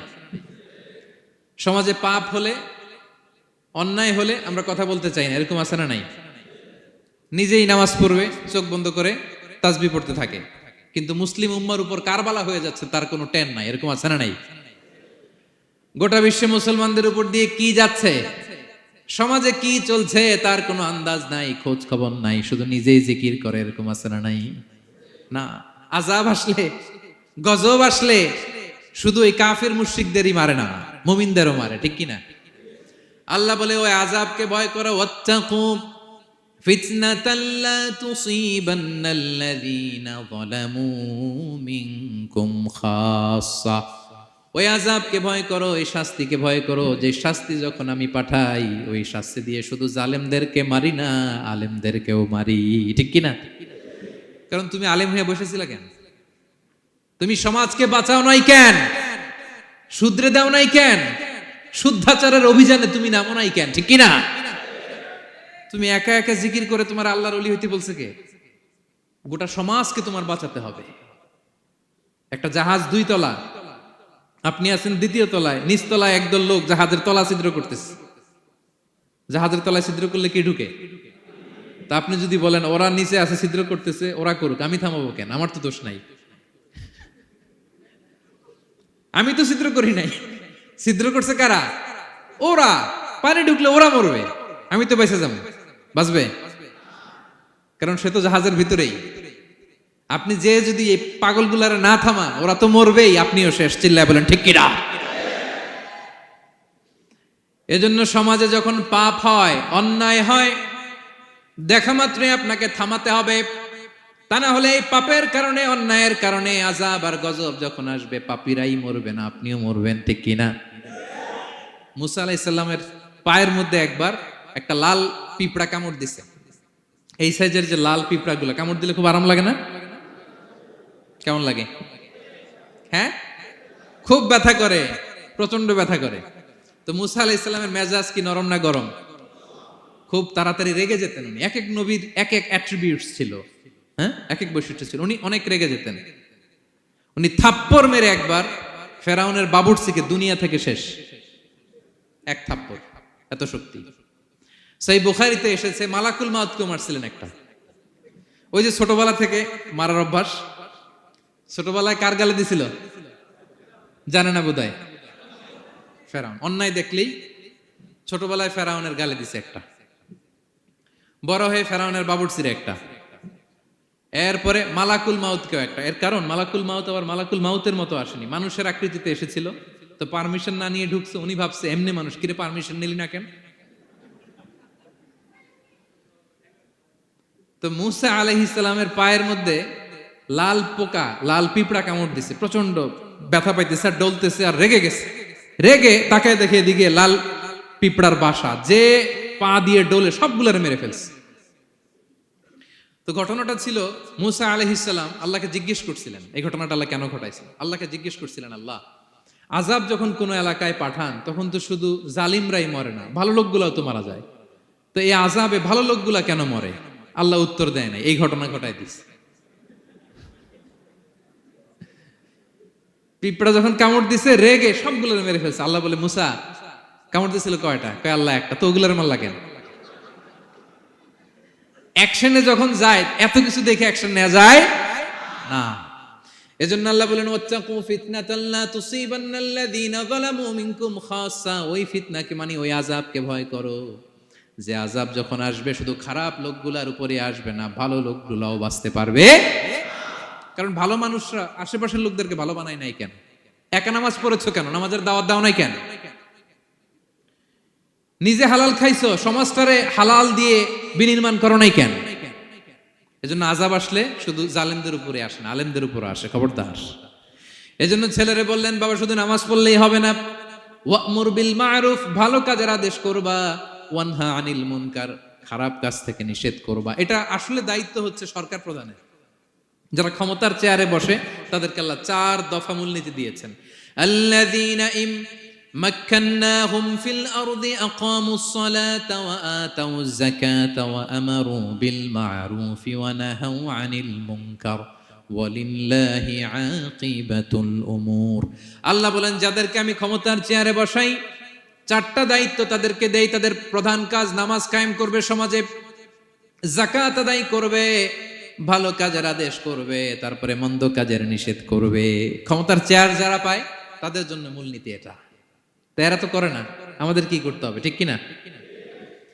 ভালো কাজের আদেশ করতে হবে, মন্দ কাজের নিষেধ করতে। বিষ্ণু ইসা ইসলাম বললেন, মান রাআ মিনকুম মুনকারা, চোখ দিয়ে যে সমাজে খারাপ দেখে, ফালিয়ুগাইয়িরহু বিয়াদি, সেজন্য হাত দিয়ে ঠেকিয়ে দেয়, হাত দিয়ে। ফাইন লাম ইয়াস্তাতি' ফাবিলিসানি, হাত দিয়ে না পারলে মুখ দিয়ে। কারণ আপনার অনেক সময় এরকম পরিস্থিতি নাও হতে পারে যে আপনার এত পাওয়ার নাই যে আপনি হাত দিয়ে থামাই দিবেন, এরকম হয় না? অক্ষম, আমি পারি না। তখন মুখ দিয়ে কিভাবে পরিবর্তন করবেন বলেন, নাসিহা করেন, কাউন্সিলিং করেন, জনমত গড়ে তোলেন। ফাইন লাম ইয়াস্তাতি' ফাবিকলবিহি, হাত দিয়েও থামাতে পারলেন না, মুখ দিয়েও প্রতিবাদ করতে পারলেন না, বিশ্বনবী বললেন অন্তত অন্তর দিয়ে সেটাকে ঘৃণা করবা। অন্তর দিয়ে ঘৃণা করো, অন্তর দিয়ে এটাকে পরিবর্তন করে দেওয়ার প্ল্যান করো, হৃদয়ে হৃদয়। ওয়াযালিকা আদাফুল ঈমান, এটা হচ্ছে ঈমানের সর্বনিম্ন স্তর। এর নিচেও যদি যান, মানে আপনার দিলেও লাগে না, বিশ্বনবী বলে তাহলে তোমার অন্তরে ঈমানের ছিটে ফোঁটা নাই। চিল্লা এখন, ঠিক কিনা? এজন্য ভালো কাজের আদেশ করো, মন্দ কাজের নিষেধ করো। নামাজের পরপর সাইয়েদনা লোকমান বললেন, বাবা নিজেই ভালো করো না, সমাজে ভালো ছড়িয়ে দাও। ছড়াই দিতে হবে, ভালোকে ছড়াই দিতে হয়, সঙ্গবদ্ধ জীবন যাপন করতে হয়, আপনাকে দাঁড়াতে হবে, আপনাকে হিম্মত করতে হবে। হিম্মতটাই হচ্ছে ইসমুল আযম, ইসমুল্লাহিল আযম। ইসমে আযম মানে আল্লাহর এমন একটা নাম যেটা দিয়ে দোয়া করলে আল্লাহ কবুল করে। এটা কি? কেউ বলে ইয়া হাইয়ু ইয়া কাইয়ুম, কেউ বলে ইয়া রহমান ইয়া রাহিম। অনেক মুফাসসিরিন, অনেক মুহাদ্দিসিন এক একটা বলছে যে এইটা হতে পারে, এটা হতে পারে। অনেকে বলছে হিম্মতটাই হচ্ছে ইসমে আযম। তুমি হিম্মত করে আল্লাহর কাছে চাও, গোটা দুনিয়া পাল্টে যাবে, ঠিক কিনা? এজন্য সমাজের পরিবর্তনের জন্য আপনাকে আগে আসার দরকার আছে না নাই? ছেলেকে দেখেন, সুবহানাল্লাহি বিহামদি, কিভাবে ছেলেরে গড়ে তুলতে হয়। প্যারেন্টিং লেসন ফ্রম সূরা লোকমান, কিভাবে আপনি প্যারেন্টিং লেসন বের করে আনবেন, বাবা হিসেবে কিভাবে আপনি ছেলেকে গড়ে তুলবেন। নামাজের পরপর সাইয়েদনা লোকমান বললেন, ভালো কাজের আদেশ করবা, মন্দ কাজের নিষেধ করবা। এরপরে বললেন, ওয়াসবির আলা মা আসাবাক ইন্না যালিকা মিন আজমিল উমুর। লোকমান বললেন, ওয়াসবির আলা মা আসাবাক, বিপদে ধৈর্য ধরো। কারণ লোকমান আলাইহিস সালাম ভালো করেই জানেন যে নামাজ কায়েমের আন্দোলন করে, যে সত্যের পথে আহ্বান করে, যে অন্যায় কাজে বাধা দেয়, সমাজ তারে ওয়েলকাম করে না। তার জীবনে দুঃখ আছে, তার জীবনে দুঃখ আছে, তার উপরে হামলা হতে পারে, মামলা হতে পারে, তাকে দেশ ছাড়া করা লাগতে পারে।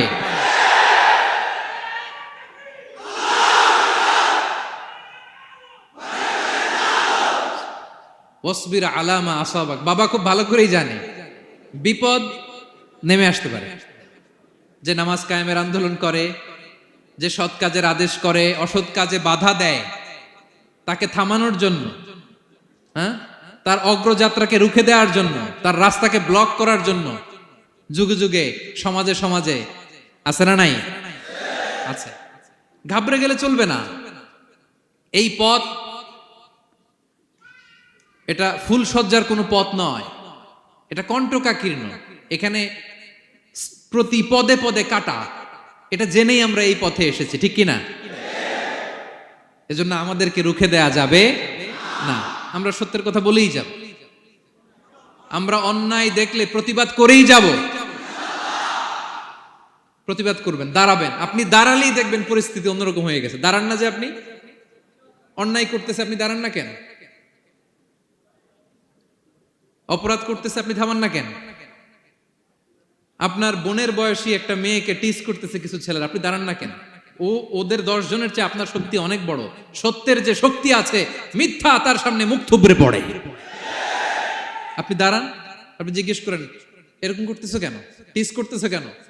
আপনি ওখানে জনমত গড়বেন, আপনি দাঁড়ালে আরো 10 জন দাঁড়াবে, ঠিক কিনা? দাঁড়াতে আপনাকে হবে, সাহস করে দাঁড়াতে হবে।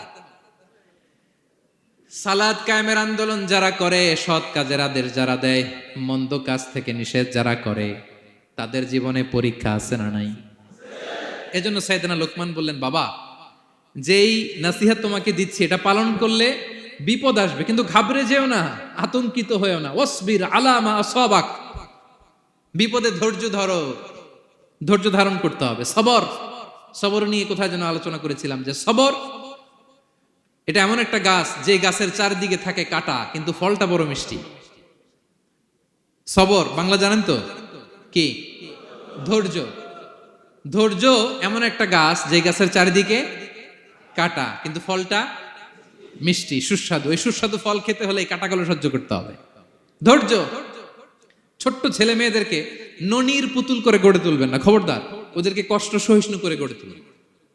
আপনি থাকতেই কষ্ট করা শিখান, তার জীবনটা স্মুথ হবে, তার ক্যারিয়ারটা ব্রাইট হবে, তার ভবিষ্যৎটা সুন্দর হবে। ছেলেমেয়েরা কিছু চাইলেই সাথে সাথে দিবেন না। অনেক বাবা মা আছে এত আদর করে, এত বেশি আহ্লাদ করে, যা চায় তাই দেয়, পরে হিতে বিপরীত হয়, ঠিক কিনা? ছেলে মেয়েকে অভাব শেখান, ছেলে মেয়েকে কষ্ট শেখান, ওদেরকে সংগ্রাম শেখান, প্রতিকূল পরিবেশে কি করে টিকে থাকতে হয় এটার সবক শেখান। সেদিন লোকমান তাই করলেন, ছেলেরা সবর শিখাইলেন যে বাবা ধৈর্য ধারণ করো, আতঙ্কিত হবা না। জীবন এটা সহজ নয়, জীবন চলার পথ সহজ নয়, এটাকে সহজ করে নিতে হয়। কখনো সবর করে, কখনো ক্ষমা করে, কখনো অন্যকে ইগনোর করে, কখনো দোয়া করে, কখনো আল্লাহর উপর তাওয়াক্কুল করে, ঠিক কিনা? ছেলে মেয়েকে আদর করে বোঝাবেন, বাবা এখন তুমি বাবার হোটেলে খাও, মায়ের হোটেলে ঘুমাও। সারা জীবন এমন চলবে না, দুনিয়াটা বড্ড কঠিন, এখানে কেউ কাউরে জায়গা করে দেয় না, নিজের জায়গা নিজেরই করে নিতে হয়, ঠিক কিনা? ছোটবেলা থেকেই তাকে দৃঢ় মনোবলের করে তুলতে হবে যে বাবা দুনিয়াটা এত সহজ নয়, এটা সহজ করে নিতে হয়। This is the life hacks.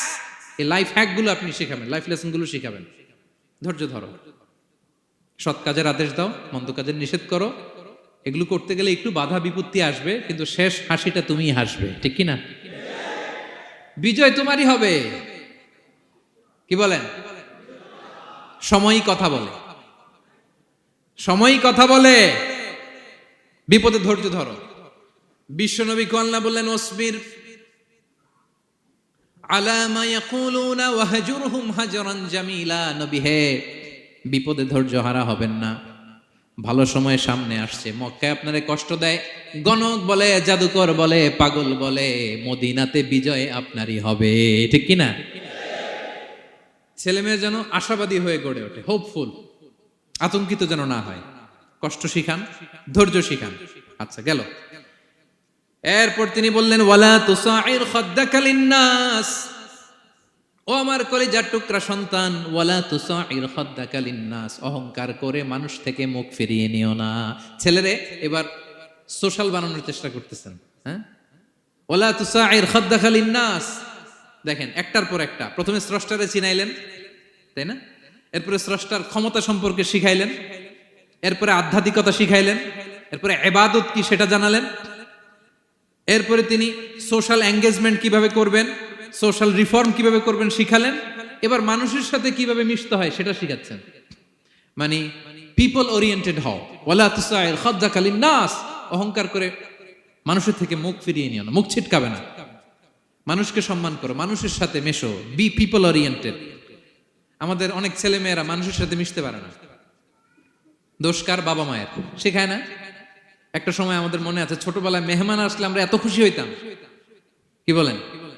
মেহমানের কাছে যাইতাম, সূরা শোনাইতাম, কবিতা শোনাতাম, এটা খেলতাম, ওইটা করতাম, যাওয়ার সময় আমাদেরকে টাকা দিয়ে যেত, হায় রে খুশি। এখন দেখবেন টেনে হিসেবে মেহমানের সামনে আনা যায় না। এরকম আছে না নাই? অনেক ফ্যামিলিতে এরকম আছে যে তারা সারাদিন ডিভাইস নিয়ে, এই ডিভাইস আসক্তি এত মারাত্মক পর্যায়ে পৌঁছেছে যে তারা মানুষের সাথে মিশতে পারে না। এই পাবলিক ওরিয়েন্টেশনটা অনেকের নাই, পিপল ওরিয়েন্টেশন নাই। অনেক ছোট বাচ্চা, মেহমান আসছে, তুমি একটু আসো, সালাম দাও, বসো, আসতে চায় না, বসতে চায় না, কারণ ওরা শিখানো হয় না। সারাদিন দিয়ে রাখছে কি হাতে? মোবাইল। এই জন্য ছোটবেলা থেকে আমরা যেন সামাজিক বানাই, বাচ্চাকে যেন শেখাই, বাবা মুরব্বীকে দেখলে সালাম দিতে হবে। কি করতে হবে? ওরা শিখাবেন। অনেক সময় ছোট বাচ্চারা না বুঝে দারোয়ানের সাথে খারাপ আচরণ করে, ঘরের কাজের বুয়ার সাথে খারাপ আচরণ করে, ড্রাইভারকে বকা দেয়, আছে না নাই? ওর ভদ্রতা, ডিসেন্ট ম্যানার আপনি শিখান নাই তো, ও শিখবে কোত্থেকে? এই তো শুরুতেই বললাম যে গরুর পেট থেকে বেরোলে গরু হয়, কিন্তু মানুষের পেট থেকে বেরোলেই ওটা মানুষ হয় না। ওটারে মানুষ বানাতে হয় দিনের পর দিন, মাসের পর মাস, টিউনিং করে, পলিশিং করে, গাইড করে করে মানুষের মতো মানুষ বানাতে হয়। তাহলে ছেলেনে বললেন, ওয়ালা তুসাইর খাদ্দাকা লিন্নাস, তোমার চেহারাকে মানুষ থেকে ফিরিয়ে নিও না, গণমুখী হও, মানুষের সাথে মেশো। ছেলে মেয়েদেরকে এটা বলবেন। শহরে থাকলে মাঝে মাঝে গ্রামে নিয়ে যাবেন, কাদার মধ্যে ছেড়ে দিবেন, হাট বেটা, হ্যাঁ, কাদায় ছেড়ে দিবেন, পুকুরে ছেড়ে দিবেন, দৌড়াদৌড়ি করতে করতে তারপরে তারা শিখবে, দেখবে। মাছ, জ্যান্ত মাছ দেখে নাই আমাদের অনেক ছেলে মেয়ের, আছে না নাই? ওরা ভাবে মাছ বোধহয় ওই ইয়ের মধ্যেই পাওয়া যায়, শপিং মলেই পাওয়া যায়, ফ্রিজের মধ্যে থাকে, এরপরে এটা খাইতে হয়। জ্যান্ত মাছ দেখলে দেখবেন ভয় পেয়ে গেছে, কারণ শেকড়ের সাথে এদের কোনো সম্পর্ক নাই। এরা যেন গণমুখী হয়, শেকড়ের সাথে যেন এদের সম্পর্ক থাকে। হ্যাঁ, এটাই দেখেন, এই উপদেশটা কয় হাজার বছর আগের। মনে হচ্ছে যেন আজকের পরিস্থিতি দেখে দেখে লোকমান ইসলাম ছেলেকে অ্যাডভাইস করতেছেন। সুবহানাল্লাহ বলবেন না? ওয়ালা তুসাইর খাদ্দাকা লিন্নাস, মানুষ থেকে মুখ ফিরিয়ে নিও না। ছেলে মেয়েদের শিখান, মানুষ দেখলে ভয় পেও না, মানুষের কাছে যাও, মানুষের দুঃখ দুর্দশা দূর করার চেষ্টা করো, গণমুখী হও, মানুষকে দেখলে সালাম দাও, মুচকি হাসি দাও, হাত বাড়িয়ে মুসাফা করো। তাহলেই না মানুষের সাথে তুমি মিশবে, শিখবে, জানবে, ঠিক কিনা? এরপরে বললেন, ওয়ালা তামশি ফিল আরদি মারাহা, আমার কলিজার টুকরা সন্তান, অহংকার করে রাস্তা দিয়ে হেঁটো না, কারণ ইন্নাল্লাহা লা ইউহিব্বু কুল্লা মুখতালিন ফাখুর, আল্লাহ অহংকারীকে পছন্দ করেন না। এবার বডি ল্যাঙ্গুয়েজ শিখাচ্ছেন ছেলেকে, কিভাবে হাঁটবে। আমাদের অনেক সময় ছেলে মেয়েরা খুবই ভালো, নিষ্পাপ, শুধু ভিতরটা পরিষ্কার হইলে হবে না, আপনার জেস্টারও তো ভালো হইতে হবে। হ্যাঁ, ভিতর ভালো কিন্তু প্রকাশ ভঙ্গি জানে না, আছে না নাই? এটারে ইংরেজিতে কি বলে? বডি ল্যাঙ্গুয়েজ বলে। বুঝতে পারছেন? এবার ছেলেকে বডি ল্যাঙ্গুয়েজ শিখাচ্ছে বাবা, হাঁটার সময় এইভাবে হাঁটতে হবে। ওয়ালা তামশি ফিল আরদি মারাহা, অহংকার করে রাস্তা দিয়ে হেঁটো না। এখানে তামশি বলতে শুধু হাঁটাই না, অহংকার করে ড্রাইভ করো না, অহংকার করে হুন্ডা চালিও না। এরকম আছে না নাই? আমাদের ইয়াং ছেলে মেয়েরা হুন্ডা একটা পাইলে এমন আওয়াজ করে তারা চলবে, অসুস্থদের ক্ষতি হয়, ছোট বাচ্চারা ভয় পেয়ে যায়, মাঝরাতে মানুষ লাফ দিয়ে ওঠে ঘুম থেকে। এরকম আছে না নাই? আমাদের সন্তানরা যেন এরকম না হয়। রাস্তা দিয়ে চলতে বিনয়ের সাথে হাঁটতে হবে, ভদ্রভাবে হাঁটতে হবে, কারণ রহমানের বান্দারা অহংকারী হয় না, তারা বিনয়ী হয়, ঠিক কিনা?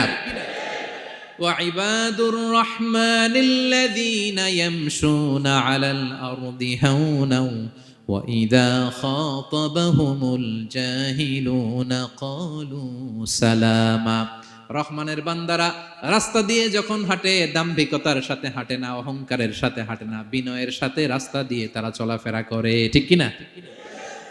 তো ছেলেকে হাতে ধরে ধরে বডি ল্যাঙ্গুয়েজ শিখাচ্ছে, বাবা অহংকার করে হেঁটো না, মানুষের অহংকার সাজে না, অহংকার সাজে একজনের, তিনি কে? অহংকার কার চাদর? আল্লাহ বলে, এই চাদর ধরে যদি কেউ টান দেয়, ওরে আমি জাহান্নামে নিক্ষেপ করি, ফালা উবালি, আই ডোন্ট কেয়ার, ওরে আমি জাহান্নামে ফেলবো। অহংকার করার কি আছে আমাদের? কিছুই নাই, ঠিক কিনা? ডায়রিয়া যদি হয়, লুজ মোশন যদি হয়, 5 বার টয়লেটে গেলে এরপরে চেহারার দিকে তাকানো যায়? বিছানায় পড়ে হা হু করতে শুরু করে, তো কিসের অহংকার আপনার?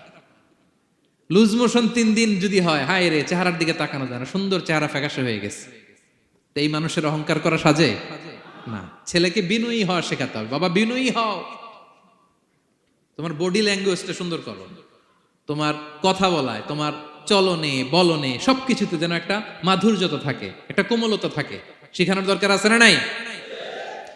সব শেষে সাইয়েদনা লোকমান ছেলেকে বললেন, وَاقْصِدْ فِي مَشْيِكَ وَاغْضُضْ مِنْ صَوْتِكَ إِنَّ أَنْكَرَ الْأَصْوَاتِ لَصَوْتُ الْحَمِيرِ وَاقْصِدْ فِي مَشْيِكَ وَاغْضُضْ مِنْ صَوْتِكَ। তাহলে কিভাবে হাঁটবা? হাঁটার ক্ষেত্রে একটা মিডিয়াম পেস অবলম্বন করো, মিডিয়াম পেস, ভদ্রভাবে, হ্যাঁ, মিডিয়াম মধ্যমপন্থী পন্থায় তুমি হাঁটো। তোমার হাঁটার মধ্যে যেন একটা মুনশিয়ানা ভাব থাকে, তোমার হাঁটা চলাফেরায় যেন একটা ভদ্রতার ছাপ থাকে। এটা তো হাতে ধরে ধরে শিখাইতে হবে, নাহলে শিখবে না তো, বুঝবে না তো সে। ওয়াগদুদ মিন সাউতিক, কণ্ঠটাকে মোলায়েম করো। ইন্না আনকারাল আসওয়াতি লাসাউতুল হামির, কর্কশ গলায় কথা বলো না। আমাদের অনেক ছেলেমেয়েরা অনেক শাউট করে, আছে না নাই? কেউ কি শাউটিং পারসনকে পছন্দ করে? আমরা লাইক করি? Nobody likes a shouting person. আপনি মালয়েশিয়ানদেরকে দেখেন কত কোয়াইট ইনকাম, হাজার হাজার মানুষ একটা প্রোগ্রাম করতেছে, একটা সাউন্ড নাই। আমাদের তো অনেক বলতে হয়, অনেক অ্যানাউন্সমেন্ট, অনেক এই সেই, ওদেরকে কিছু বলতে হয় না। ওদের আমি অনেক বড় বড় প্রোগ্রামে জয়েন করেছি, হাজার হাজার মানুষ, একটা ছোট্ট ইনস্ট্রাকশন, লাইন ধরে সবাই সেটা মেনে নেয়। ছেলেকে শিখাই দিলেন চলতে ফিরতে একটা মাঝারি মোলায়েম ভদ্র একটা পেস অবলম্বন করো, আর কণ্ঠটাকে নিচু করো, কর্কশ ভাষী হয়েও না। কেউ পৃথিবীতে কর্কশ ভাষীকে পছন্দ করেন? যারা চিৎকার করে চেঁচামেচি করে, আল্লাহ তাদের কণ্ঠকে গাধার কণ্ঠের সাথে তুলনা করেছেন এখানে। দ্য ব্রেইং অ্যাস, গাধার আওয়াজের চাইতে পৃথিবীতে নিকৃষ্ট কোন আওয়াজ হতে পারে? আল্লাহ বলে, তুমি কি তোমার কণ্ঠকে গাধার আওয়াজের মতো করতে চাও? যদি না চাও, কণ্ঠটাকে মোলায়েম করো, কর্কশ ভাষায় কখনো মানুষকে সম্বোধন করো, কারণ কর্কশ ভাষীকে, এই শাউটিং পারসনকে কেউ কখনো পছন্দ করে না। তো এই উপদেশগুলো আমাদের ছেলে মেয়েদেরকে দেওয়ার দরকার আছে না নাই? আল্লাহু আকবার। প্রজ্ঞায় সুসজ্জিত এই উপদেশ মালাগুলো সে 3000 বছর আগে যেমনি প্রাসঙ্গিক ছিল, এখনো তেমনি প্রাসঙ্গিক। এই উপদেশগুলো আমরা ছেলে মেয়েদেরকে দিতে পারবো তো? এই 10টা উপদেশ মালা বুঝতে পারছেন আপনারা? সবাই বুঝতে পারছেন? মনে থাকবে? খেয়াল থাকবে? আমি 1 মিনিটে একটু রিভাইজ করি। কি কি উপদেশ দিলেন? প্রথমেই শুকরিয়ার কথা আল্লাহ নিজে বলেছেন, শুকরিয়া করো। আমরা যেন যে কোনো পরিস্থিতিতে শুকরিয়া করি, করলেই নিয়ামত বাড়াই দিবে কে? এরপর সাইয়েদনা লোকমান ছেলেকে সর্বপ্রথম যে উপদেশটা দিলেন সেটা হলো, বাবা কি করো না? সবাই বলুন, কি করো না? কারণ শিরক হচ্ছে সবচাইতে বড় পাপ। আল্লাহ সব মাফ করে, শিরকের গুনাহ তিনি মাফ করে। এরপর আল্লাহ তাআলা নিজ থেকে আরেকটা উপদেশ ঢুকাই দিলেন, সেটা হচ্ছে কার সাথে ভালো আচরণ করো? মা বাবার সাথে। মা বাবা যদি বদদোয়া দেয়, আপনার জীবনে কখনো উন্নতি আসবে? এরপরে তিনি ছেলেকে বললেন, বাবা আল্লাহ তাআলা এমন ক্ষমতার অধিকারী, যেখানেই যে পাপ করো, ভালো কাজ করো, সবার চোখে ফাঁকি দেয়া গেল, আল্লাহর চোখে ফাঁকি দেয়া যায়? আল্লাহর শক্তি ক্ষমতার ব্যাপারে সতর্ক করলেন। এরপরে তিনি ছেলেকে বললেন, নামাজ কায়েম করো, নিজেও পড়ো, সমাজের সবাইকে নিয়ে পড়ো। এরপরে তিনি ছেলেকে বললেন, বাবা ভালো কাজের আদেশ দাও, মন্দ কাজের নিষেধ করো, মন্দ কাজ থামিয়ে দাও। তারপর বললেন, বাবা বিপদে ধৈর্য ধরো। এরপরে বললেন, গণমানুষের সাথে মেশো, পিপল ওরিয়েন্টেড হও। এরপর ছেলের বডি ল্যাঙ্গুয়েজ ঠিক করে দিলেন। মনে আছে তো আপনাদের? অহংকার বশত হেঁটো না, চিৎকার করে কথা বলো না। সবশেষে ওরাল কমিউনিকেশন কিভাবে করবে, শাউটিং না হয়ে মোলায়েম কণ্ঠে মানুষের সাথে যেন ভদ্রচিত ভাবে কথা বলতে পারে, এই উপদেশ মালাগুলো দিলেন। আমরা যারা বাবা হয়েছি, আমরাও যেন আমাদের কলিজার টুকরা সোনামণি সন্তানদেরকে এই উপদেশগুলো দেই। মনে থাকবে? সূরা লুকমানের 12 থেকে 19 নম্বর আয়াতে আল্লাহ তাআলা এই উপদেশগুলো তুলে ধরেছেন। আল্লাহ তাআলা আমাদের সবাইকে কথাগুলো বোঝার ও আমল করার তৌফিক দান করুক। আমরা পড়ি আমিন। আমরা যেন নেককার সন্তান লাভে ধন্য হতে পারি, আল্লাহ তৌফিক দান করুন। আমরা পড়ি আমিন। আমরাও যেন সাইয়েদনা লোকমানের মতো এই উপদেশ মালাগুলো আমাদের ছেলে মেয়েদেরকে দিতে পারি, আল্লাহ তুমি তৌফিক দান করো। আমরা পড়ি আমিন। হাযা মা ইনদি ওয়াল ইলমু ইনদাল্লাহ আলাইহি তাওয়াক্কালতু ওয়া ইলাইহি উনীব। আসসালামু আলাইকুম ওয়া রাহমাতুল্লাহি ওয়া বারাকাতুহু।